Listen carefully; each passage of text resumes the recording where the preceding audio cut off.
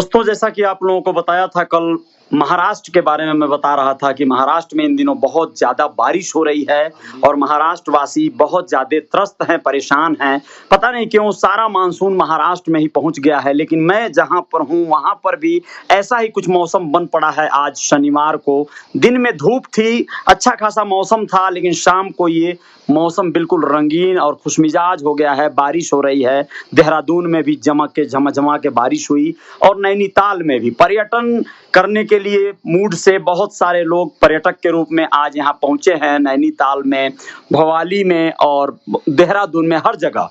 वैसे भी आप लोगों को बताना ये जरूरी था कि सतारा में अभी 11 लोगों को, मतलब समझिए, जो भूस्खलन से क्षति पहुंची है, 11 लोगों का शव एनडीआरएफ के जवानों ने निकाला है। और जैसा कि बताया था, रायगढ़ में महाराष्ट्र के 37 लोगों की कल मौत हो गई थी, सैकड़ों लोग लापता थे और तमाम इस तरह की, मतलब अब तक सैकड़ों से ज्यादा, 150 से ज्यादा लोगों की मृत्यु हो गई है वहां पर। लेकिन आप लोगों को बताना जरूरी है, हम इस समय जहां पर हैं वहां पर थोड़ा सा मौसम अपना मिजाज बदल रहा है। भूकंप के झटके महसूस किए गए हैं। आपको बता दूं, यहाँ उत्तराखंड में उत्तरकाशी में 3.4 की तीव्रता रही वहां पर। और यहाँ पे तो खैर ऐसी आपदाएं, जो प्राकृतिक नेचुरल आपदाएं हैं, होती रहती हैं और आज ही ये झटके महसूस किए गए हैं। हम आपको बताना चाहते हैं कि हम लोग भी आज घूमने ही आए हैं नैनीताल में। हमारे साथ देखिए, हमारे साथी कुछ लोग हैं, जिस व्यावसायिक प्रकल्प से हम लोग आए हैं वह एक ही तरह के ड्रेस कोड में हैं और हम लोग एक व्यावसायिक पूरे एकदम, एक समझिए कि मिशन पे कह लीजिए या एक मीटिंग पे आए हुए हैं। उत्तम चंद्र निषाद जी हैं, बहुत व्यस्त हैं, बहुत सफल ये लीडर हैं और ये व्यस्त भी रहते हैं। तो बहुत शानदार जो है, मतलब एक तरह से देख रहे हैं आप लोग, पीएलसी का ये लोगो लगा हुआ एक शानदार सा टी शर्ट है जो मुझे भी मिला है, आप लोगों को दिखा रहा हूँ। और पीएलसी का हम लोग जो है मीटिंग में आए हुए थे। पीएलसी एक बहुत बड़ा जो है, एक बहुत बड़ा व्यवसायिक प्रकल्प है। ये देखिए, हमारे बड़े शानदार मित्र और बहुत जानदार साथी श्री अरविंद निषाद जी हैं और ये बहुत सफल, कहीं ना कहीं क्रिप्टो के रूप में, क्रिप्टो के बारे में जो एक तरह से मोटिवेशनल स्पीकर के रूप में जाने जाते हैं। दुबई का सफर अभी इन्होंने किया था कुछ ही दिन पहले और क्रिप्टो पे बहुत सारी इनके तरफ से समझाई जाती हैं, चीजें हैं, बातें हैं। कैसा लग रहा है नैनीताल की ये यात्रा दुबई से, और इसमें क्या फर्क है? हाँ, बहुत अच्छा प्रश्न किया आपने। सबसे पहले मैं आपके सभी दर्शकों को नमस्कार करता हूँ जी। आपने प्रश्न किया दुबई और नैनीताल में क्या अंतर है। बिल्कुल। दुबई जब मैं डेजर्ट सफारी के लिए निकला था, तो वहाँ पे केवल रेगिस्तान दिख रहा था, केवल रेगिस्तान। जी जी। और जैसा कि आप जानते हैं कि हम लोग जब काठगोदाम से निकले बाई कार जी, तो यहाँ तो केवल जंगल। और मैंने जब ड्राइवर से पूछा तो उसने बताया कि ये शायद ये जंगल और ये पर्वतों की श्रृंखला है, चाइना को टच करती है। बिल्कुल, यानी कई हजार किलोमीटर में ये फैला हुआ है। सर आपसे भी रूबरू करा देना जरूरी है। श्री एमके पाठक सर हैं, दिल्ली से अभी फिलहाल आपका आगमन हुआ है और आप वैसे रहने वाले बिहार से हैं। और एमके पाठक सर, हम लोगों के प्लेटिन जो क्वाइन है, जो क्रिप्टो का ये बाजार है वर्ल्ड वाइड, उसमें एक बहुत बड़े अचीवमेंट को आपने आज ही अर्जित किया है। ब्लू डायमंड का वो अचीवमेंट है और ये सर को आज ही यहाँ पे आने के बाद हम लोग को सरप्राइज एक तरह से गिफ्ट मिला है, ये जानकारी मिली है। तो सर जरा मेरे दोस्तों से साझा करें, कैसा ये जर्नी कैसा रहा आपका नैनीताल तक का, या प्लेटिन क्वाइन की जो जर्नी है वो संक्षेप में सफलता का जो आयाम आपने तय किया है, थोड़ा सा बताएं आप, क्यों, है ना? बिल्कुल जी। सबसे पहले तो आप सभी का ये जो प्रयास है जी, वीडियो क्लिप के माध्यम से दोस्तों के पास ये मैसेज पहुंचाना चाहते हैं जी, ये बहुत सार्थक प्रयास है जी। इसके लिए आप सभी धन्यवाद के पात्र हैं जी। और आप सभी क्रांतिकारी प्लेटिन कॉइन के पार्टनर हैं जी। तो प्लेटिन कॉइन में सक्सेस के लिए हम नहीं समझते कोई एक्स्ट्रा चीज करने की जरूरत है। अभी तक क्या होता था कि हम वकालत में टॉप करें, स्टूडेंट में टॉप करें, टीचर में हम टॉप टीचर बने, मैथमेटिक्स के जीनियस टीचर बने, स्टूडेंट बने। अभी तक मैं में चल रहा था।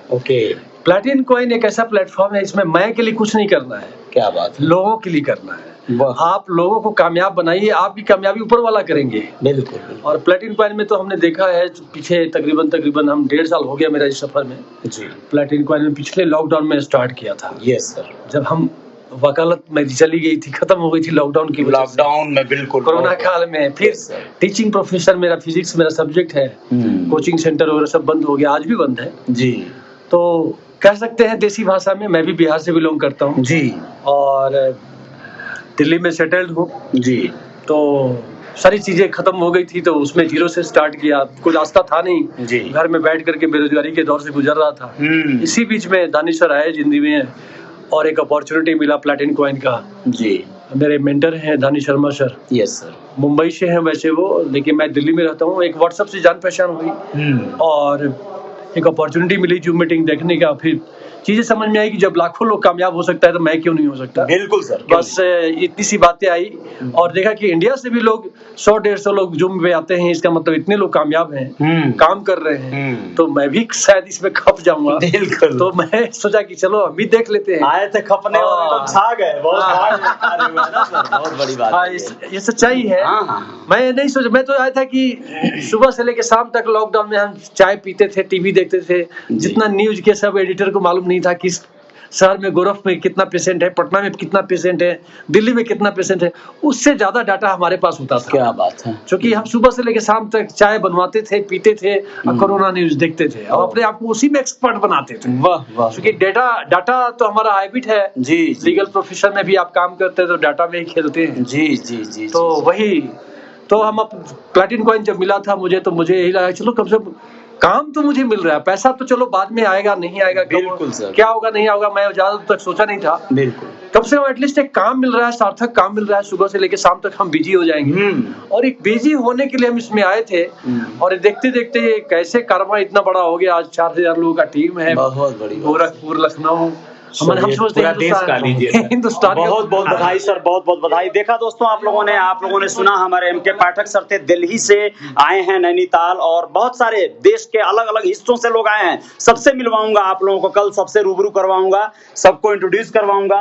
और इसके साथ साथ बातें चल रही थी, अरविंद सर बता रहे थे आप लोगों को, एक फर्क बता रहे थे नैनीताल और दुबई की, वो बात अधूरी रह गई थी। वो बात तो क्या कहना चाह रहे हैं? सारे दर्शकों को बताना चाहूंगा, दुबई में जब हम लोग निकले शहर के बाहर या फिर शहर में थे जी, तो शहर में दुबई सिटी में एक भी वृक्ष देखने को नहीं मिल रहा था, पेड़ नहीं, पेड़ पौधे का डेजर्ट जो है, टोटल रेत थी और रेत थे और वहाँ केवल मकाने और रेत, दो चीजें वहाँ बहुत प्रसिद्ध है, आप जानते भी होंगे जी।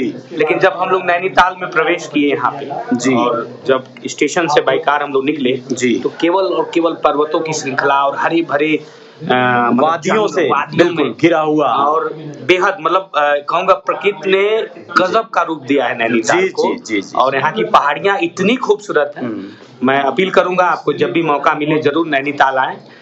बहुत बहुत शुक्रिया, बहुत बहुत धन्यवाद आप सभी दोस्तों को। और यहाँ के मुख्यमंत्री अभी जो हाल ही में हुए हैं, पुष्कर सिंह धामी जी, जिनके बारे में आप लोग सुने होंगे, न्यूज पे बहुत सारी चीजें, गतिविधियां चल रही थी थोड़े दिन पहले, और यहाँ पे उनको शुभकामनाएं देना चाहेंगे। वो आगे और भी विकास करें उत्तराखंड का, क्योंकि ये पहले उत्तर प्रदेश में ही था, अब उत्तराखंड हो गया है, अलग हो गया है नैनीताल।